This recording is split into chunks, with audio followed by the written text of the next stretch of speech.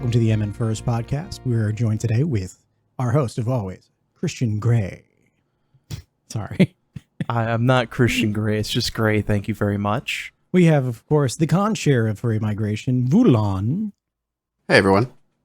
And the president of MNFurs, Rico Suave, which unfortunately can't talk at the moment. No, I'm here. I can talk, but not for most of the podcast. So great. What are we doing today? Yeah, so today we have, for everybody, we have some pretty cool interviews. Obviously, we had our nice little introduction there done by the one and the only Hawk, who is the voice of God for quite a few conventions, I hear. So today we're talking with him and Vulan. We're talking about conventions and programming and all that fun stuff. We're also going to be talking a little bit about what's upcoming as for meets and who to talk to and where to go. Here, we'll just talk about some quick updates before we hop into Furry Migration and talking with Hawk and Vulan with some what's going on in Minnesota Furs kind of in the next few weeks or so, or even looking further out into July. We got an oval meet coming up in July. I believe the date is July 25th. Might be subject to change. It's not officially announced yet, but we will eventually get around to that. As well as the Furry Migration Discord is live for anyone that wants to network together, or if anyone wants to talk about room sharing, or if anyone needs to kind of carpool. It's a great spot to do it. But as always, as previous years, there's always the forums as well that you can do it as well. You can find more information at furrymigration.org or at MNFurs.org. And then for events we got coming up on July 11th is another Fursuit Romp. We'll talk a little bit more about that and what to kind of expect. I know Gray was there for one of the romps as well, and can also speak on behalf of that. But let's kind of segue into what's coming up in 71 days from today, which is Furry Migration. So I want to pass it off to Hawk to introduce yourself, and then Vulan to introduce after. Well, there's one thing we got to correct real fast. It's 72 days till the event at the time of this recording. When you get this recording, it's June 30th right now. Whenever you guys are able to hear this recording, obviously the date's going to change, which means you're going to have that fewer days left to, one, get your panels in, two, put in your application for dance competition or any of the other various things like pre-register for Furry Migration 2021. With that being said, my name is Hawk. I am the director of programming at Furry Migration. I've been doing programming across many different conventions. I lost count a little while ago because it's been 16 years of doing this. I'm one of the house DJs. I'm also the host of our wonderful dance comp for the last 2-ish years, 3-ish years, depending on how you want to treat 2020. And I am, in fact, the voice of God, allegedly. And of course, I'm joined today with the Conchair of Furry Migration, and fortunately, the reason why I'm, on this podcast. Let's please introduce the Conchair of Furry Migration, Vulan. Hey, everyone. My name is Vulan Washburne. As you all know, I'm one of the convention chairs for Furry Migration. I've been working with the convention really since its first year. Started as a volunteer with Furry Migration and ended up becoming staff, and then moved into mostly on the programming side, helping out with panels and programming, and then working my way up into becoming Conchair, along with Legionnaire, who's the other convention chair for Furry Migration.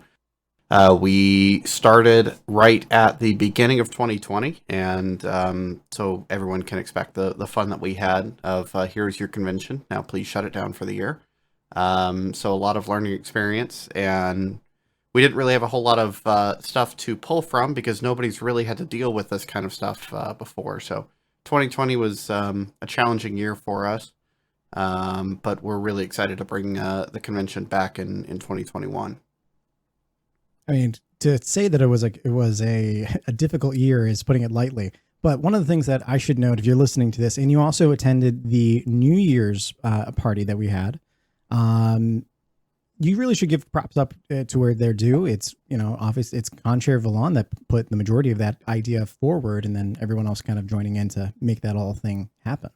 But if I'm not mistaken, it was your idea to be like, hey, yeah, we can do this, and then we can have all the DJs play at their respective midnight set, which was kind of brilliant.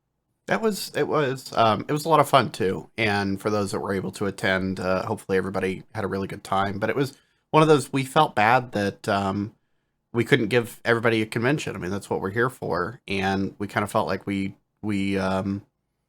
missed out on an opportunity. So we were able to still do something of an event. It was a fun way to bring in the new year and kind of hope for 2021 to be a better year than 2020 was. And I think the convention chair, in a lot of ways, they don't really have to know how to do everything in a convention. I mean, there's a lot of departments that I know, surprising as it may be, there's a lot of departments that I don't have a lot of experience with, but we have such a good team with our staff, and really the Conchair just needs to be a direction. We come up with some ideas. We're a point of contact for everybody. But there's nothing that I do that's, that special versus any of the staff. I just come up with some crazy ideas. I bounce it to my staff, and then and you usually tell them, no, let's just be honest with ourselves here. Right. I mean, a lot of them are, that's a silly idea. No, we're not doing that. No, you cannot break the hotel. But then it turns into wanted to have a block party. I don't know what you're talking about. But every now and then you come up with, hey, that's okay. We can actually work with this idea. That's a good one. And so we try to go with it from there. Yeah. So to kind of butt in here a little bit, how long have you both been working with the convention scene? Since 2018. You mean for Furry Migration specifically? Oh, wait a minute. For Furry Migration or for all of... Just in general. 2006. Yeah, Hawk's been doing this for a lot longer. Furry Migration was really my first jump into staffing for conventions specifically. So the first year of Furry Migration was really my first time working with a convention. Since then, I've started to work with a number of others, but I also have worked with plenty of other event planning just outside of fandom events. But that's really awesome. So, who could tell me a little bit about the history of Furry Migration as somebody who's kind of come in from out of state and doesn't know a whole lot about the local convention scene? It's kind of intriguing to me to kind of know what the background is. Why is this one a thing? Yeah, I can comment a little bit about on that. And good, because I can't. Well, so really, Furry Migration has been in the works for many, many, many years. The first official Furry Migration was in 2014, but the convention has actually been in planning at least probably about, I'd say, up to 10 years prior to that. There was an interest in the local community, and this was long before I even got involved with MNFurs. This was long before I was even in the fandom. But there was an interest in the local group to have a convention. But one of the first steps to getting a convention is you need to be a business. You can have a group of your friends and you want to plan a great event and that kind of stuff, but you've got to be incorporated in some way. So the process was begun many, many years ago, and I believe, and Rico can comment, it was 2008. Yeah, large part was the convention. Yeah. But before the convention, there was a lot of furry groups. They're just hanging out at a restaurant, and they wanted a little bit more structure to actually putting together events. Because I don't know if anyone's lived anywhere where... Whoa. Did you just legitimately ask the question, has anyone lived anywhere? I think he did. He hadn't finished a statement. Oh, I'm sorry. There was a comma there. My apologies. I mean, I've lived in a couple places. I don't know about you guys, but I've definitely lived in a couple places. Well, what I was getting at is, like, I came from Fargo, that's one of the places I lived, and having furs plan anything that's not structured is a little bit like herding cats. Yeah, and I use the herding cats reference quite a lot with event planning, and I know Hawk has heard. Well, if I may, for a quick second, just to put out a little disclaimer, we are talking about herding cats, but anyone in the furry fandom, this applies to you. Yes, this is true statement. Around the time that I kind of got actively involved in the fandom, I was also living in North Dakota, up in Grand Forks, North Dakota, going to school. And when I started out up there, I only knew of 2 or 3 local furries, and I kind of thought, oh, it's a small town. That's probably all that's here. I was very wrong. And even a couple of years later, when we had a very established group and we had a bunch of events that we had planned and done, and we kind of thought, oh yeah, we found all the furries that are here. It seems like every time it's, oh yeah, there's this person that's been living here for years and they haven't connected with anybody nearby. And so being able to have an organized group, it's actually the Red River Valley Furs. They're a group kind of in the Fargo, Grand Forks, eastern North Dakota, western Minnesota area. the way I found that group was from Minnesota Furs. I knew Minnesota Furs had a bigger presence and kind of this established group, and I jumped onto the forums and the live chat back when they had that, and asked around, and I mentioned I was in North Dakota, and somebody said, oh, hey, you should go talk to this group. They're a little bit more local to you. Not to say you can't come down for our events, and I did. We came down to the picnics all the time. So that's kind of one of the advantages of having an established group is you get a little bit more presence. It's an easier thing for people to see, to join in on, and kind of that end result of now we're an established, we're a business. We have a tax number. We have the ability to go to a bank and open a bank account, not in somebody's personal name, but in the business's name.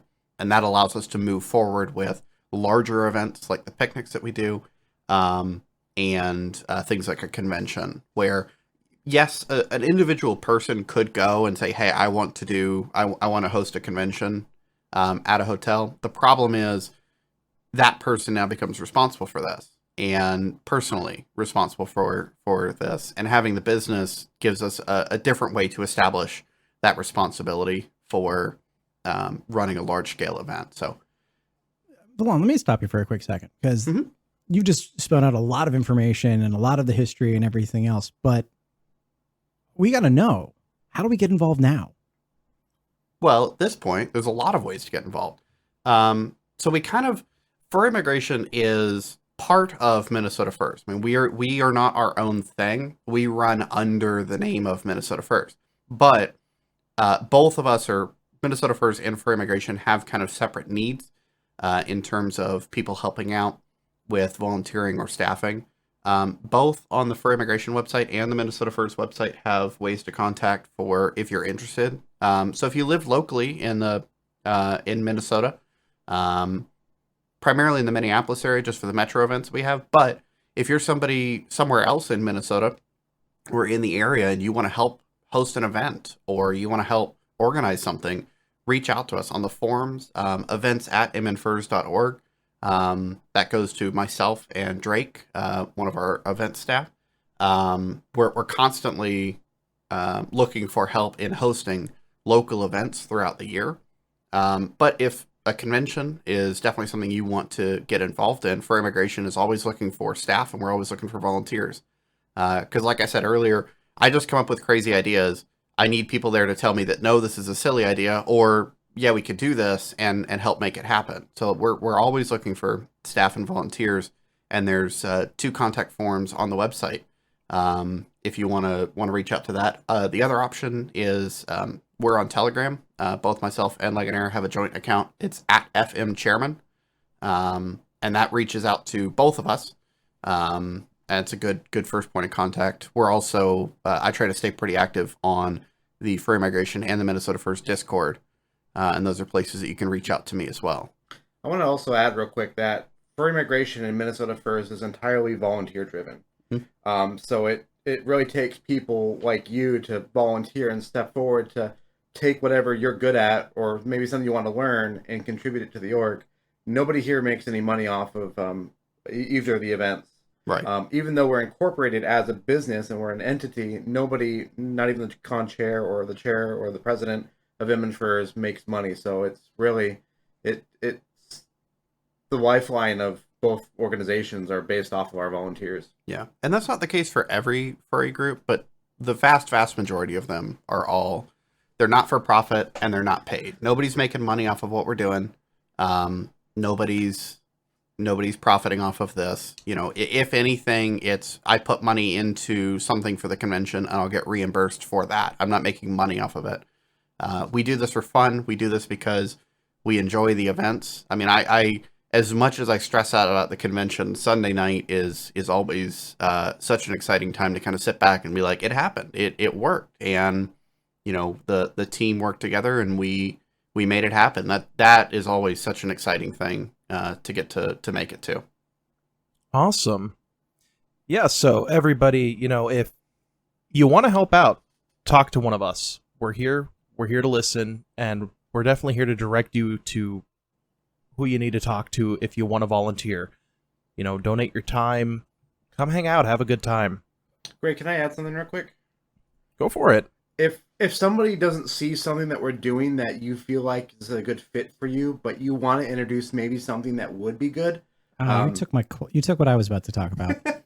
I mean, that's how, honestly, I think that's how Furry Migration Online started. Mhm. We all steal each other's ideas. Got it. I mean, that too, but I mean, my background is I'm a huge fan of video and everything, and I had all the equipment that was necessary to make an online event happen. So it wasn't something that Furry Migration had ever ventured into, but I'm sure Vulan can attest that we're always open to try new things. Oh yeah, and I mean I have people reach out to me just in personal, and it's like, oh, what have you thought about this, or this is a funny idea. And anybody who thinks that conventions don't steal ideas from other conventions, Hasn't met me. Yeah, or me. Hasn't been to multiple conventions across multiple states. Right, and it's kind of a joke, I guess, kind of a little bit of a joke, because like I invited. I think actually what really started getting Hawk involved at FM was kind of, I was like, hey, you should come help out here at FM. And Hawk was involved with a local convention out there. And it was like, oh, hey, yeah, that's fine. But you're going to come out and help me with my event. And so it's kind of that sharing of resources. But also while I was there, and I know while Hawk was at FM, we're constantly taking notes. And I had a work trip completely separate from fandom events, and the hotel that work put me up in was also hosting a fandom event, not furry, it was steampunk. And I ended up meeting with a couple of staff and it's like just wandering around comparing notes and like, oh, this was a cool idea. I would have done it this way. And they're like, we hadn't thought about that. Or, you know, something that I saw them do. And so it's just, we're constantly stealing notes from each other. Cause it's not about, you know, if I come up with a cool idea and another convention sees that and they're like, we want to bring this to ours, I want them to do that. Because that means I'm making the convention scene better for everybody. It's not about, I want this idea to be mine and only mine. So what you're saying is it's not as much about stealing everybody else's ideas as freely borrowing them out. Yeah. I think what you're looking for, because there's definitely a legal line right there. And by legal, I mean, well, I mean, it's not legal. Everything we're talking about is, you know, there's no actual laws or anything involved with it because that would be crazy. Yeah, who would do such a thing? I have no idea. But as someone who's worked so many conventions and so many different little iterations, what ends up typically happening in the programming space is we always want to have the best X event, whatever that X might be. And you might see something at one event and you might bring that back over to a completely different fandom, completely different style of event, and then cross-reference and everything else. The big events are always going to be big draws, but when you can find something that is truly unique and something that you can easily emulate some of those elements and make it your own at another convention, then you've got it. But the one thing you always want to remember, guys, is that if you're creating an event that works really, really well, let's say in high school or in college at a club meeting or something, that actually might not be always the case when it comes over to a convention side of things, because every single event, from the host, from the interactions of the audience, from how large certain things come together, every single piece needs to be related to where you're at. And once you've done that, you have either a really, really good event that works and that you can mock, and then it's your event because at that moment it is your event. After that, well, when other people are using your event in other locations, just keep this in mind. You started it and everybody's following along. Yeehaw! Inspiration. I don't mean to loop backwards real quick here, but on the topic of volunteering, you don't need to live in the Twin Cities to volunteer. Like, Hawk, you're not from Minnesota, are you? No. You just want me to bring out my Boston accent, don't you? You just want me to talk in the thick Boston accent without really thinking twice about it. You don't have to go quite that far, but I think the point is I live in St. Cloud, you live out of state, and we both volunteer with MNFurs and Furry Migration, you know, so everybody can do it. You know, everybody, if you think you want to try, you want to give it a go to help, you know, step up. Come on, jump in, have some fun. You know, at the end of the day, that's what it's about, having fun. I was working with Furry Migration before I even lived in the state. I mean, I knew I was eventually going to end up here, but my first year of volunteering, I wasn't living in the area. Actually, my first 2 years of even staffing. First year of staffing, I wasn't living in the state. So yeah, you definitely don't have to live in the area, and we're working really hard to make it easier for people to be remote. It's one of the unfortunate silver linings to last year is because we couldn't do in-person meetings. We used to very heavily do only in-person meetings, and we were forced to do remote meetings. And as we're coming back to in-person meetings, we're still including remote elements to it, and we're still allowing people to remote in, which is going to make it even easier for people who are not in the area to still not miss out on what they might need to while they're helping with the convention. Now, also, there's different amounts of time investment. Something like a Conchair position. This is a 365 thing. I've been dealing. Go ahead. Say, Vulan, let me jump in here for real quick, because there is one thing that I think is very important for some people to know when it comes to when you sign up for a convention. You know, you may hear from Vulan and myself where we've got years of doing this, and no, once you get in, no, you're not part of a cult, and you're not suckered into all of this. Although I have joked on occasion, the only way I'm going to get out of doing director of programming related things is to have kids and then make them do it as their chores. Right. But the thing that I want to stress, because it's not commonly known and it's not something that most people think about, is that if you're going to a convention and you're going to it solo, it's just you're going stack. Joining up with volunteering and joining up with staff is a great way to find a group immediately to interact with and to kind of build a social network real fast within the community without having just to go with the random person that you may have found online or play up in the game room, etc. Right. I want to poke in real quick and just blatantly point out how you just carbon dated yourself again, Hawk. Oh God, what did I say this time? You said going stag. Yep. Oh, criminy. I'm not old. I don't know what you're talking about. What he's saying is if you're going solo and you're just going to go and you don't know anybody, yeah, joining staff is a great way to find your group. Yeah. And have people to hang out with and socialize. And even if they're not your group, chances are you will find your group through them. Right. I don't remember who tweeted this, but somebody tweeted that.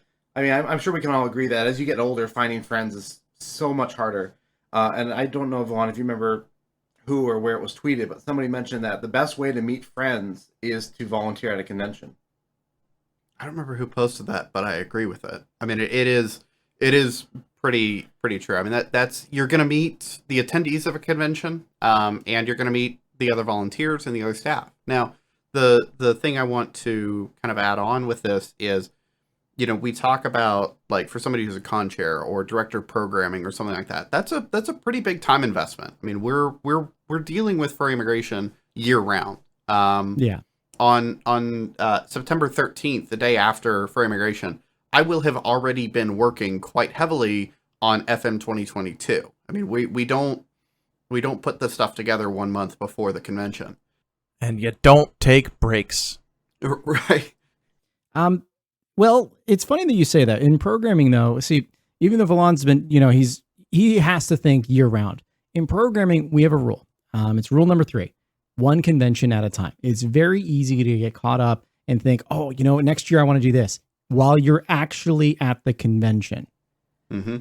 And you don't think you want to be in the moment. But one of the things that I think Vulan's trying to get at is we want to be able to, we want you guys to consider volunteering on site. You don't need to be involved year round unless that's what you truly want to do. You can join up on site and you can be, a part of the team immediately. Yeah. And that is it. There's the scale. You can show up to Furry Migration. You can say, I'm going to volunteer for 1 hour. You can work badging for an hour and be done. And that's it. And that still helps us. I mean, an hour of badging is a big help for us because we have a big need for volunteers. And if they don't show up, we're hurting. So even just going to the volunteers desk, which at Furry Migration is very centrally located, right outside of registration, it's right in the middle of the main kind of hallway L shape of 4th floor. There'll be a volunteers desk, and they're going to have a sign there and a digital sign. It'll have their schedule with their needs. I know Tiller is our head of volunteers. He'll be working behind that desk most of the weekend. He's an awesome guy. Definitely go talk to him. Say, hey, I want to help out. I've only got about an hour free. or I've got this event at 4 o'clock I really want to go to. What do you need before then? And we'll find something to find something for you to do to help out with the event. We're super thankful for it. We have varying degrees of volunteer perks for people that can volunteer more hours during the weekend. But you're not really stuck with a big time investment. You don't have to come back and volunteer the next year. You don't have to work on the convention throughout the year. If you want to, that's awesome, and we'll definitely we'll definitely be interested in bringing you on as staff. But it's not a requirement to do so. I want to mention something real quick before, and this has been a lot of talk about volunteering, which is great. I mean, the focus of this was going to be programming, but volunteering is great as well. If you don't think you'll like it, you might actually find yourself liking it quite a bit. Because personally, after volunteering once or twice for some cons, I find myself at pretty much every convention I go to now, volunteering for it in some capacity. And since I know badging or whatnot helps the convention out so much, I'm fine with doing it at other conventions because I know they need the help. Yep. I mean, I did that. I basically do that any convention I go to now, is offered a badge for a couple of hours during a slow time on a day. Because I know it helps them out. It's fun. I enjoy it. It's kind of a nice, relaxing. I get to see people, and I get to just kind of sit back and watch the convention. But I still get to be a part of it and help out. So it's something I enjoy doing. Hawk, I want to talk a little bit more about programming. What does programming mean? Like, let's pretend I've never been to any convention at all. What does programming contribute to a convention? So programming is the end all be all. It is exact. If you're going to an event, that's programming. If you are attending a panel, that's programming. If you are watching people dance on stage, yep, that's also programming. If you are entertained in line by some random people that look somewhat organized, yep, that's also programming. Programming is everything that you do at the convention. It's everything it's all the little events, it's all the little parties, it's all the other things that we attempt to try to, get our way into. And at Furry Migration, if you were brand spanking new, the things that you want to do, for one, is there's a great panel to get you kind of, give you the 411 of everything that's going on I just dated myself again, didn't I? A little bit. To give you all the information that you need for your first convention, for a furry convention, because there are some things that are a little bit different. One of the things you want to make sure that you pen in and that you go to is going to be the dance competition. Every year, it always surprises me that the caliber of the dancers that we end up having, and just the amount of skill that it takes to dance for a solid 2 to 3 minutes in front of everybody in suit, in a full suit, in a full fur suit. I can talk, I swear. Yeah, it blows my mind every time I see one. Just it does. It's really cool to watch. Exactly. And the other things that you want to do is we've got dances going on every night. And one of the cool things that's going on this year that's soon to be announced is that we have a youth dance for anyone that is 17 and younger. Wow, what the heck is wrong with and me? younger. You said you can talk? I may have lied a little bit. I think that beak is getting in the way a little bit here. I have no idea what you're talking about. For everyone that is 17 and under, we're going to be trying to do we're trying to have a youth dance. And if it's something that you're interested in, make sure to put that in the comments for this podcast, and make sure that you're retweeting everything that we're putting out there for it on Twitter. We also are looking at doing some other events, but I'm not going to go into too much detail because I don't want to invade other, announcements that are, going on. But it's very, very, it's going to be very good times. And I would make sure that you put aside some time on Saturday and on Friday for both of our special dance events that are going to be happening between 11 and 2 a.m. We can't give away all of our secrets for right now, can we? I mean, no. Let's save a couple. We got to save something for the social media team to get out there. They're going to be. We have 70 some odd days. We have to have something to talk about as we get closer. Oh, we've got plenty to talk about. We have plenty to talk about. We've got a couple of, from the programming side, we've got a couple of really exciting announcements that should be coming out very, very soon.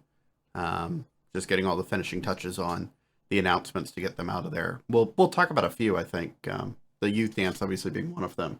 But yeah, we've got a few exciting things. Awesome. So to kind of sidetrack a little bit, obviously we're still kind of talking about dancing and just events in general. I know at conventions is another really big time sink in its own sort of way is panels, and 2-hour blocks.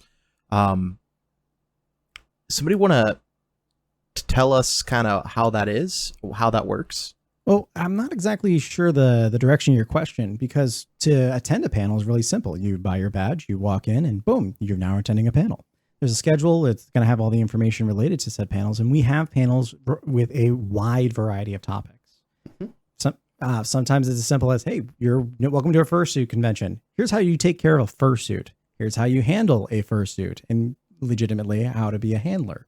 That's giving someone a hand that is in fursuit and helping them, run, walk around or dance around in some cases, the convention. Yep.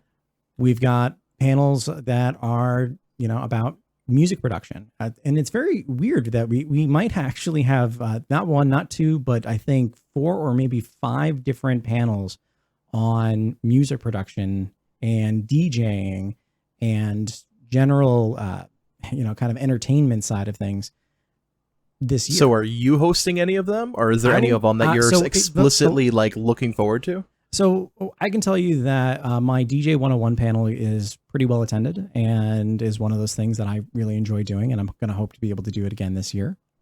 Other events that I've seen done in the past, we have Whose Line Is It Anyway? Although I think it's called Whose Lion Is It Anyway, if I'm not mistaken.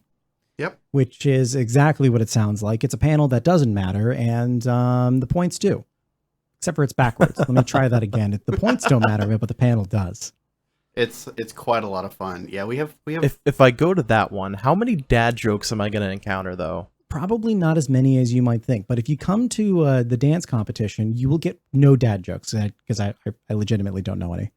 Oh. I can fix that. We'll have to work on that. Dad jokes are by far the best jokes. Ask anybody who's cool. Out of curiosity for both Hawk and Vulan, from previous years of Furry Migration, or maybe even other conventions, what's been some of your guys' favorite panels that you've either attended or otherwise? Well, obviously, any panel I run is my favorite. I think one of my favorite panels is I don't personally travel that much with my fursuit or anything.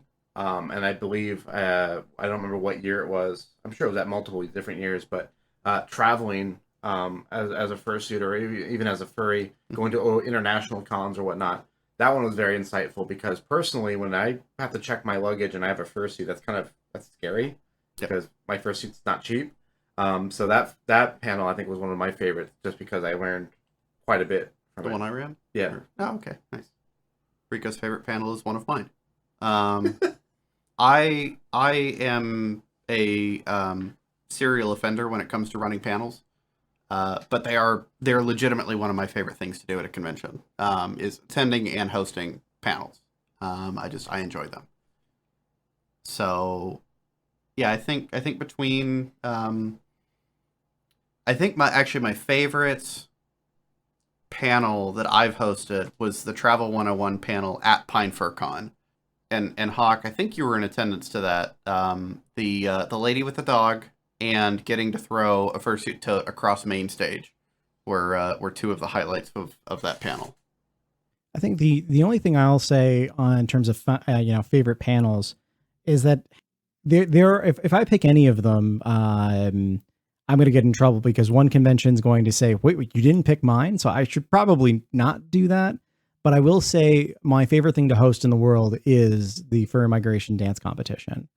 I know that was kind of a thrown at me sort of at the last minute, with I think about a month ago, when we realized, we don't have a host for this. Okay, let's make an event happen.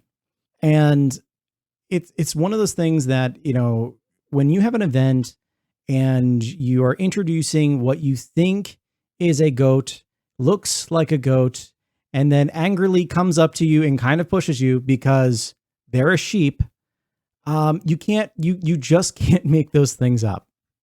Actually, in Vulan, traveling is probably one of your hobbies, and if not, Correct. your career. Mm-hmm. For those that want to contribute panels, it can be as easy as just talking about one of your hobbies, correct? Right. Yeah, and so when it comes to, what content can you make for a panel? What is something that you're good at? What's something you enjoy? Do you have a hobby that you want to talk about? Do you have a skill or a group that you want to start organizing? And panels aren't always one person sitting up talking for an hour. We have a lot of meet and greet panels. We have a lot of social panels. One of the panels I run at MFF every year is a meeting for aviation people, anybody that's involved in the aviation industry. And we have some content that we'll talk about, but usually it's so well attended, we just go around the room introducing everybody. And then by then there's enough stuff to talk about. We just chat for an hour. So, if you've got maybe a kind of a side interest or something that you're a part of and you want to bring that, try hosting like a meet and greet panel. They're very easy to host from that standpoint. You can meet other people with similar interests. It's a lot of fun. I'm actually going to kind of divvy off that and kind of throw one of our community members, Sushi, under the bus here. They're an avid fan of yo-yos. And honestly, a yo-yo meet and greet could be as a really great panel. Yeah. It's super as easy as just literally showing up. Yeah. And everyone just talks about whatever they want, yo-yos or whatever. So that's kind of the thing. It's like they have a side interest, and it's, hey, this is something that for somebody, if somebody shows up that doesn't know anything about yo-yos other than, that's a yo-yo, but I don't know how to use one or what you can do with one or how you can build a hobby off of it. Well, so you talk about that. You explain, here's what the hobby is, here's what my interest is in it. And then for other people that maybe have shared interests or shared stories, you can turn it into more of a social meet and greet. Or it just becomes more of an educational panel. And so the way I run panels personally is I have an outline, I have some things I want to talk about, but beyond that, I mostly just get the audience involved, get everybody part of the panel, and see where they want to take it. And those tend to turn out really, really well. So it's just like how we run the podcast then. Yeah. Very loose outline, and then it just kind of goes wherever it goes. Yeah, so we'll kind of wrap it up here, and I'm sure Vulan can kind of continue anything else. Sure. Hawk, is there anything that you kind of want to get the word out about? Maybe some deadlines for Furry Migration, or anything you want to just kind of get the final plug in when it comes to programming? So right now, if you're a DJ and you're listening to this, please, dear God, get your DJ application in ASAP. The applications for it are going to still be open for a day or two more, as they're going to be going past July 4th in some way, shape, or form. We just don't know how long at this point. But the sooner you guys get that information in, the better it is. So what you're saying, Hawk, is if you're listening to this and you're a DJ and you want to be at Furry Migration, pause the episode and contact Furry Migration right now? No, you want to not contact us, because that's not going to help us. You want to go to our website, furrymigration.org. You want to click on, I believe it says events, then you want to click on DJs, then you want to fill out that form. It doesn't need to be a recent recording. It doesn't even need to be something super special that's focused for us, because we are a road trip themed convention. But we want to hear your best. We want to hear what you're going to give us for a very hot and active dance floor for the first Furry Migration dance this year. If you want to have that, if you want to be the first DJ that's on that, docket, give us your best. Great. Well, Hawk, we will let you go. Thanks for tuning in and joining us for this episode of the podcast. Thanks for having me, guys. It's been an absolute pleasure. Yeah, likewise. So we'll let you go. And I guess we'll kind of start wrapping up the episode here for the podcast. Gray, do you want to talk a little bit more about one of the events that are coming up, the romp? Yeah, so we have a romp coming up, I want to say on the 11th. I can go back and double check. Yeah, it looks like it's on the 11th. So the last one we had was, 2 weekends ago? Yeah, it wasn't that long ago. It really wasn't. It feels like a lifetime ago already. Life gets in the way, when you look forward to things. Honestly, it's just a really fun time. Everybody kind of met up in a parking garage, and we all got really nice and organized, or as organized as 69 people can be. And we went on a little adventure going down to Mills Ruins Park, and walked around a little bit and camped out in a park. Just a nice big grass clearing for probably about an hour and a half, 2 hours. Everybody just hung out, had a really, really good time. We had food, we had snacks, and we had tons of water. Tons of photos were taken, and a lot of people got to meet a lot of people, and definitely saw some new friendships happen there. So we got another one coming up on the 11th, and I think it's going to be a lot of the same kind of thing. I know we have a different location. I don't know offhand where it is, but it is definitely up on the Twitter. It's up on the announcements Telegram page, and as well as it's on the Discord. So if you want more information, check out those. Check out our website. Anything you want to know is there. And if you have questions about it, send a message to any one of those. Message in the events channel in the Discord. Yeah, and talking about events real quick here, and I think Vulan can also speak on behalf of it because you are event staff for Minnesota Furs. I believe Drake did mention that he's looking for additional help in the events department. Do you want to talk about that? We definitely are, yep. So like I've said, organizations, we're always looking for extra help, and anybody that wants to be involved in the process. The events team for Minnesota Furs, which is currently Drake and myself, is looking for anybody else that's interested. There is, I believe, a contact form. There's a couple of different ways to get in contact with us, but events@MNFurs.org is our email address and a good point of contact. As well as there's been some stuff on the Minnesota Furs social media about that, or the events channel in Discord are all points of contact. A lot of it is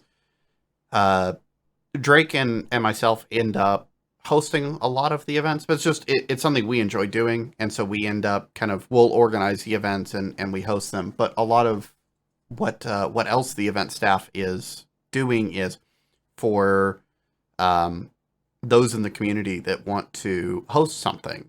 They come to us, and we will either give them any help they need or guidance on the event. Or if they've got a pretty good plan, we say, cool, we work with what they've got and we get it up on social media. And really, we just become a good platform for them to advertise their event on. So we're anything from helping to organize the event, helping the organizers to kind of clean up their event, to just being a platform for event organizers to advertise on.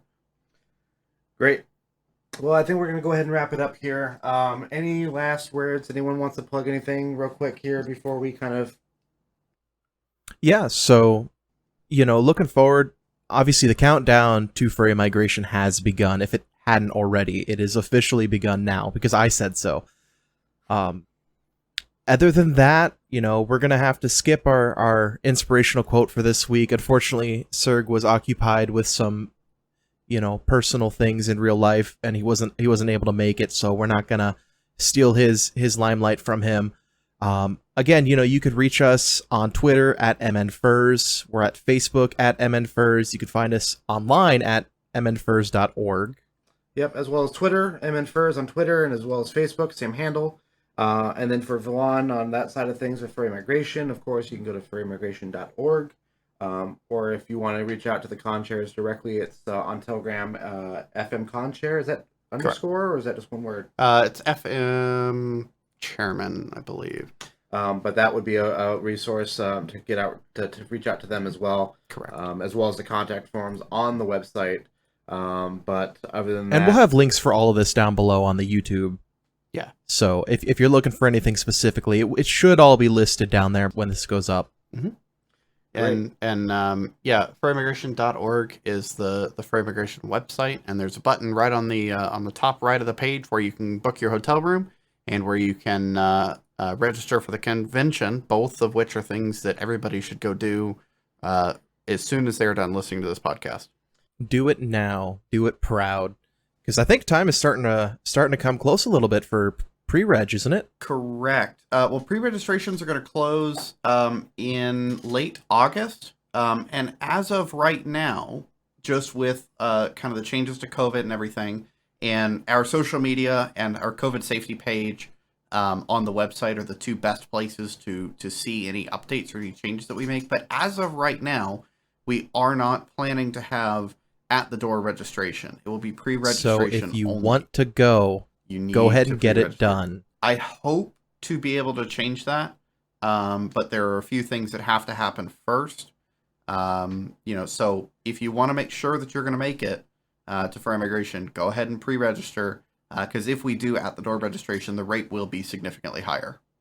So register early and register often is what you're saying. Correct. Register all your friends and send them.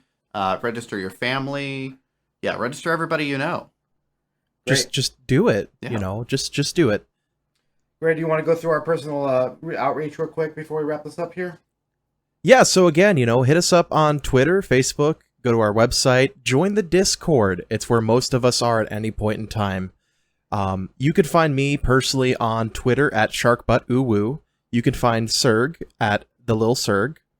Rico is at Dr. Raccoon. Our wonderful guest Hawk is at DJ Hawk 97. And Vulan, I'm sorry I don't have yours written down. What is yours? It's Flying Fox 53, FLYIN FOX53. Great. And Awesome. Also, you can reach out to us by email, podcast@MNFurs.org. We're always looking for guest speakers like Vulan and Hawk. Thank you guys for joining us. But if there's something you're passionate about or want to talk about, we'd be more than happy to have you on the podcast. Again, podcast@MNFurs.org, or just message one of us on the Discord. And if there's anything you want to hear us talk about, just send it over our way. Again, at podcast@MNFurs.org. We're always happy to talk about whatever you want us to talk about. So, without further ado, I'm Gray, and you've listened to the MNFurs podcast. Stay fluffy, my friends. Later.